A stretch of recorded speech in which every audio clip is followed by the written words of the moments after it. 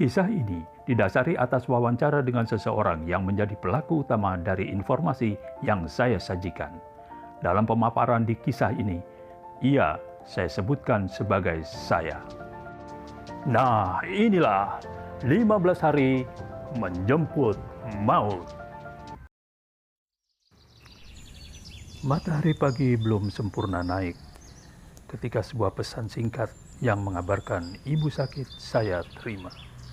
Saat itu, Sabtu 24 Juni 2023. Berdasarkan keterangan, seperti biasa ibu sudah ke kamar mandi jam 3 untuk bebersih diri. Biasanya butuh waktu 30 menit sampai dengan 40 menit untuk keperluan itu. Setelah seluruh sesi bebersih selesai, ibu bersiap beranjak keluar kamar mandi. Namun belum sempat melewati pintu kamar mandi, seluruh tubuhnya terasa kaku, sulit digerakkan. Ia berdiri bertelekan dalam posisi menghadap ke dinding kamar mandi. Kondisi semacam itu baru diketahui setelah terdengarnya suara ibu memanggil-manggil seorang putrinya yang kebetulan juga sedang mengantri giliran mandi. Dalam kondisi sangat sulit melangkah, ibu dipapah oleh 3 orang, 2 orang anak dan 1 orang menantu ke kamar tidur untuk direbahkan. Ibu minta dibawa ke rumah sakit. Singkat cerita, ibu sudah dapat dievakuasi ke sebuah rumah sakit menjelang tengah hari dengan menggunakan ambulans. Tensi menunjukkan 156/97. Kondisi sadar, meski demikian pada jam 4 sore ibu minta pulang. Ibu merasa seperti ada yang memukuli wajahnya. Sementara pada saat yang sama saya dalam kondisi diare. Di samping itu sebenarnya sebulan sebelumnya saya dipastikan akan pulang kampung pada 28 Juni 2023. Tetapi karena kondisi darurat, maka saya harus segera berangkat.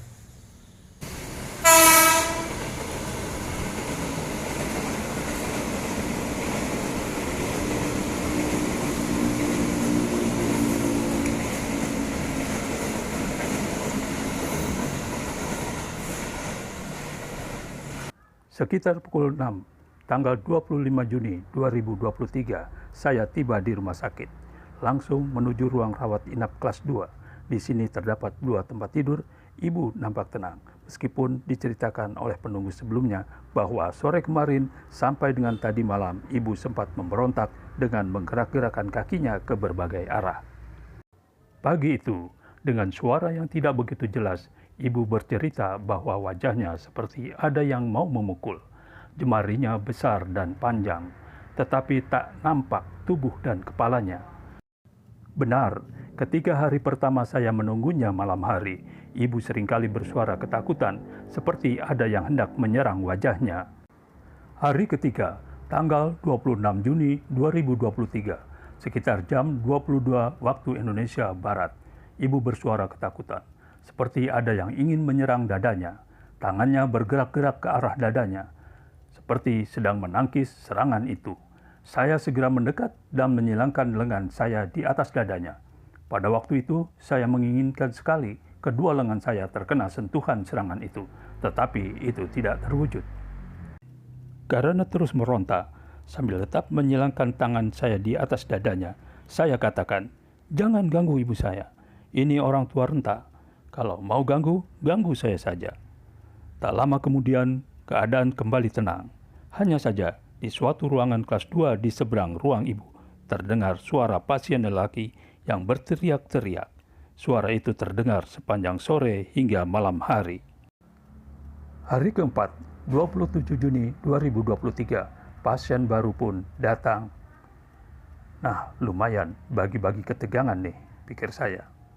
Tetapi pada sekitar jam 22, perawat memberitahu bahwa ibu boleh dipindah ke ruang kelas 1 sebagaimana kelas BPJS-nya. Ruangannya relatif luas dengan 1 tempat tidur. Nah, dengan demikian diharapkan ibu dapat tidur lebih nyenyak tanpa gangguan berarti. Meski ibu bisa diajak bicara, tetapi banyak tidak jelasnya. Tangan kanan yang diinfus mulai membengkak dan kalau tersentuh terdengar mengadu. Kedua matanya lebih sering terpejam. Ibu minta agar saya jangan jauh-jauh karena ia merasa takut dengan gangguan-gangguan yang pernah dialami sebelumnya.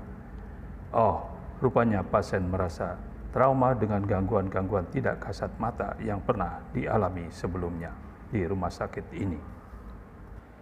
Kondisi ibu semakin sulit makan dan minum melalui mulut. Meski demikian, ia masih bisa bicara, minta makan ataupun minum. Dengkur tidurnya pun semakin melemah.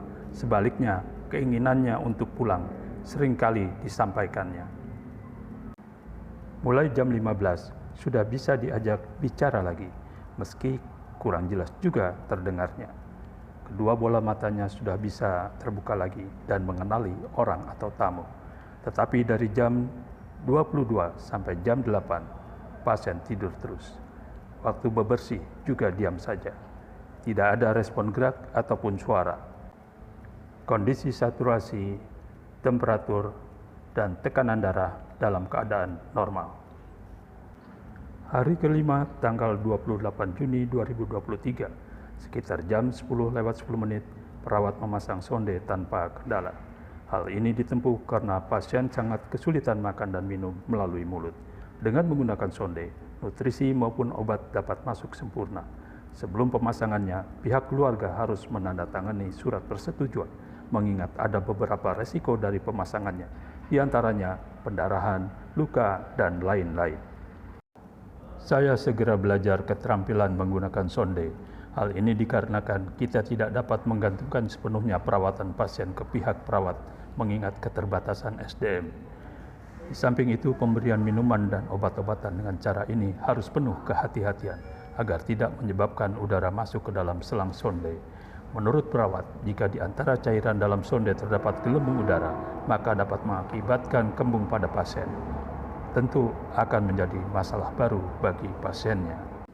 Jam 15.15, kedua bola mata ibu bisa terbuka lagi dan berpesan agar rajin sholat dan mengaji. Sekitar jam 17, kedua kaki hingga lutut ibu terasa dingin, karena pada umumnya kondisi semacam ini dinilai sebagai tanda-tanda awal seseorang akan wafat. Maka beberapa anggota keluarga pasien, anak, cucu, dan menantu segera datang dan berkumpul di ruang rawat itu. Tetapi hingga jam 21, suhu dingin tersebut tidak merambat ke bagian atas tubuh, maka seluruh tamu itu pun kembali pulang. Pada hari ini, nafas ibu seperti terengah-engah. Sementara malam harinya, serangan makhluk gaib itu datang lagi, meski hanya sebentar. Untuk diketahui, letak kamar kelas 1 ini berada di paling ujung salah satu sisi gedung rumah sakit. Kecuali petugas kesehatan, tidak ada yang lewat situ pada malam hari. Kondisi tenaga penjaga ibu yang memang sangat terbatas, menyebabkan setiap hari saya harus menjaganya, khususnya pada malam hari. Biasanya mulai pukul 17 sampai dengan pukul 10 keesokan harinya. Dalam rentang waktu tersebut, saya mengerjakan beberapa hal seperti membersihkan badan dan mengganti pakaian ibu, menyambut kunjungan perawat maupun dokter, memberi makan minum, memberi obat, dan lain-lain. Beberapa kali saya tidak bisa pulang pada siang harinya karena kondisi mendesak. Setiap sekitar pukul 3 atau 3.30, ibu selalu menggerak-gerakkan kedua kakinya, seperti orang yang tengah merasakan ketidaknyamanan. Barangkali ini merupakan respon dari kebiasaan kesehariannya yang terjaga pada pagi hari antara pukul 2 sampai dengan 2.30 untuk bebersih. Saya sendiri baru bisa mengelap seluruh badannya pada jam 5 pagi dan baru selesai pada 6.30 waktu Indonesia Barat. Ringkasnya, bagi saya, keadaan itu membuat waktu istirahat tidur menjadi sesuatu barang mewah. Akibat lainnya adalah dalam hal mendapatkan makanan yang sesuai dengan kebutuhan saya menjadi masalah tersendiri. Pasalnya, di sekitar rumah sakit tidak ada warung makan yang menyediakan menu sayur seperti sayur asam, sop, dan semacamnya. Yang tersedia adalah tongseng, nasi goreng, dan balado telur ceplok. Sebagai penyandang kolesterol tingkat 226, menu harian semacam itu tentu kurang sesuai kebutuhan. Di samping itu, akibat kurangnya waktu tidur mengkhawatirkan bagi tekanan darah. Namun, 2 minggu kemudian saya cek kolesterolnya menunjukkan angka 225. Ini artinya bahwa menu harian syarat lemak setidaknya dalam 12 hari tersebut tidak menyebabkan naik pesat, tetapi malah turun meski sangat kecil. Sementara tekanan darah saya malah normal sekali. Hal ini diketahui karena setiap selesai bertugas jaga, saya selalu cek tekanan darah. Padahal efek dari sering kurang istirahat malam akan mempengaruhi kinerja tekanan darah. Hari ke-6, 29 Juni 2023, dokter menyarankan agar posisi baring pasien dimiringkan 45 derajat selama setengah jam, untuk kemudian diganti dengan posisi berlawanan. Hal ini agar punggung pasien dapat terkena udara sehingga terhindar dari dekubitus, yakni luka punggung sebagai akibat berhari-hari berbaring terlentang. Terjadi gempa di Kabupaten Bantul pada jam 20.50 WIB dengan magnitudo 6,4. Diberitakan getarannya sampai terasa di beberapa wilayah Jawa Timur. Di rumah sakit sendiri, getarannya sangat terasa. Di dalam ruangan terasa ada suara yang menyerupai desisan angin yang menerpa dedaunan pohon bambu. Pintu dan jendela kaca bergetar kuat. Botol minum air kemasan terjungkal. Seisi ruangan bergetar selama kurang lebih 15 detik. Ibu yang tengah terlelap terbangun sejenak karena kaget dan menanyakan, "Ada gempa ya?" Saya sendiri tetap berada di dekat tempat tidur ibu. Setelah gempa berhenti, saya keluar ruangan. Di luar sudah terdapat beberapa penunggu pasien lainnya, sementara para perawat nampak berkumpul di sekitar pintu lift. Hari ke-7, tanggal 30 Juni 2023, ibu bercerita kalau pada malam hari kemarin ia didatangi 2 orang laki-laki, yang satu berpakaian putih dan satunya lagi berpakaian bermotif kembang-kembang. Kulitnya ada yang putih dan ada yang agak hitam, tetapi wajahnya tidak terlalu jelas. Mereka tidak mengganggu, hanya memandang ke arah dirinya. Pada sekitar jam 11.30, salah seorang putrinya ketika bertugas jaga sempat tertidur. Namun ketika sedang berusaha membuka mata untuk bangun, secara remang-remang ia melihat sesosok perawat dengan seragam perawat zaman dulu, mengenakan semacam topi putih, berdiri membelakanginya di dekat tempat tidur ibu. Tetapi begitu matanya terbuka, sosok tersebut ternyata tidak ada. Hari ke-8, 1 Juli 2023. Ibu menyatakan lapar, minta makan. Tetapi kondisinya tidak memungkinkan karena masih menggunakan sonde. Kalau dipaksakan menelan makanan, akan sangat rawan tersedak dan bisa menimbulkan gagal pernafasan. Ibu juga bercerita telah kedatangan seorang anak bule tadi malam. Anak itu hanya memandanginya sambil tersenyum, tidak mengganggu. Hari ke-9, tanggal 2 Juli 2023, ibu mulai menggunakan kasur dekubitus. Kasur ini dipasang dengan bantuan 3 orang suster. Hari ke-11, 4 Juli 2023, waktu menunjukkan jam 20.00, saya baru saja selesai mengantar tamu ke halaman rumah sakit. Saya segera bergegas menuju lift. Suasana sangat sepi. Tidak tampak seorang pun melintas di sela-sela rumah sakit, karena memang jam besuk sudah usai. Hanya ada seorang tenaga security yang tengah duduk persis di muka pintu lift. Setelah menyapanya, saya segera melangkah ke dalam lift. Menekan tombol angka tingkat yang saya tuju, dilanjutkan dengan menekan tombol penutup pintu. Namun lift tidak beranjak. Beberapa saat kemudian, pintu lift malah terbuka lagi. Saya melongok ke arah luar lift. Petugas security itu berucap, "Ada yang mau ngikut," padahal tidak ada orang lain selain dirinya. Sejenak kemudian, pintu kembali tertutup sendiri dan beranjak ke lantai yang saya tuju. Hari ke-12, 5 Juli 2023, sekitar jam 9.30, dokter menyatakan ibu boleh pulang keesokan harinya. Pernyataan itu sangat menyenangkan ibu. "Eyang besok pulang ya?" tanya suster sambil bergegas ke arah ibu. "Iya," jawab ibu sambil berusaha tersenyum dan membuka matanya. "Diperiksa dulu ya," lanjut suster. "Oh iya, terima kasih," timpal ibu sambil mengarahkan lengan kanannya untuk segera diperiksa. Melihat kondisi itu, suster pun menjadi senang. Seperti nemu mutiara, katanya.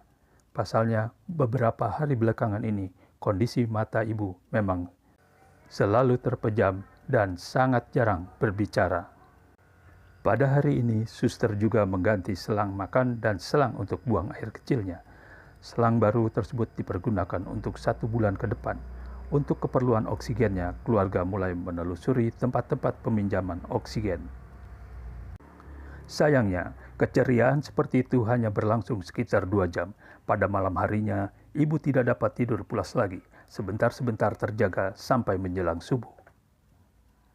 Hari ke-13, 6 Juli 2023, persiapan untuk pulang segera dilakukan, termasuk menyewa 1 unit tempat tidur perawatan dengan harga Rp400.000 per bulan. Ini dilakukan karena tempat tidur yang ada di rumah sangat tidak memadai. Menjelang sore sebelum pulang, ibu diperiksa kembali kondisi kesehatannya. Hasilnya dinyatakan membaik dan dokter mengizinkannya pulang. Tepat jam 17, ibu sudah tiba kembali di rumah dengan menggunakan ambulan gratis milik sebuah yayasan. Nampak wajahnya sangat ceria ketika ia menatap langit-langit ruang tamu yang dijadikan ruang perawatannya. Hari ke-14, 7 Juli 2023. Sekitar jam 7 pagi, ibu menerima kunjungan beberapa tetangga. Ibu nampak berusaha keras berinteraksi secara lisan, tetapi suaranya tidak terdengar jelas. Untuk pertama kalinya, pagi ini ibu menyantap bubur sumsum secara lahap. Hanya saja, lewat tengah hari, suhu tubuhnya naik, bergeming di antara 39 sampai dengan 41 derajat Celcius. Ibu mendengkur hingga keesokan pagi. Beberapa obat penurun panas dimasukkan melalui sonde, tetapi tetap tidak mampu menurunkan suhu badan menjadi di bawah 39 derajat Celcius. Hari ke-15, 8 Juli 2023. Sejak pagi hari, suhu badan menunjukkan 41 derajat Celcius. Terus hingga sore hari, ibu tidur mendengkur, tidak lagi menyantap bubur sumsum yang sudah tersedia. Sekitar jam 15.30, seorang menantunya bertandang ke rumah seorang ustazah yang memang sangat akrab dengan ibu. Usianya relatif sebaya, 80 tahunan lebih. Tujuannya mengundang sahabat ibu itu ke rumah, karena ketika di rumah sakit, mereka belum sempat bertemu. Diharapkan dengan kehadiran ustazah tersebut di rumah, dapat memberikan semangat kepada ibu untuk mau merespon suara seseorang yang dikenalnya dekat. Sekitar setengah jam kemudian, ustazah tersebut datang. Kemudian menghampiri ibu dan menyebut-nyebut nama ibu di dekat daun telinga sebelah kirinya. Namun tak direspon sama sekali. Sang ustazah mengaji dengan suara lirih dan berdoa beberapa saat. Setelah itu ia pun pamitan. Beberapa anggota keluarga berbincang dekat tempat tidur pasien. Tanpa disadari waktu sudah menunjukkan pukul 17.05. Seharusnya ibu sudah mulai bebersih pada pukul 17. Ketika bebersih, tubuh ibu sudah tidak terasa panas seperti sebelumnya. Tentu saja kami semua senang. Barangkali obat puyer yang diminumkan tadi siang mulai bereaksi. Dengan senang hati, kami memiringkan tubuh ibu ke kiri dan ke kanan, guna membersihkan bagian punggung seraya memberikan bedak. Ringkas cerita, ibu sudah sangat bersih dari ujung rambut hingga ujung kaki. Hanya saja ketika wajahnya berposisi menghadap ke kanan, atau ketika bagian teguknya dibedaki, persis wajahnya dekat dengan wajah saya. Saya panggil, "Bu, Bu." Kemudian matanya yang sedikit terbuka saya paksa untuk terbuka lebih lebar lagi, sambil memintanya untuk berusaha membuka mata lebih lebar. Tetapi segala upaya itu tidak membuahkan hasil. Nah, pada detik inilah saya tersadar kalau perjalanan ibu di muka bumi ini telah berakhir. Saya bergegas ke kamar mandi ala kadar untuk selanjutnya mempersiapkan tempat pemakaman. Inna lillahi wa inna ilaihi raji'un. Mudah-mudahan ibu diberi kelancaran di dalam perjalanan hidupnya yang baru di alam yang lain. Terima kasih. Semoga bermanfaat. Salam jejak lansia.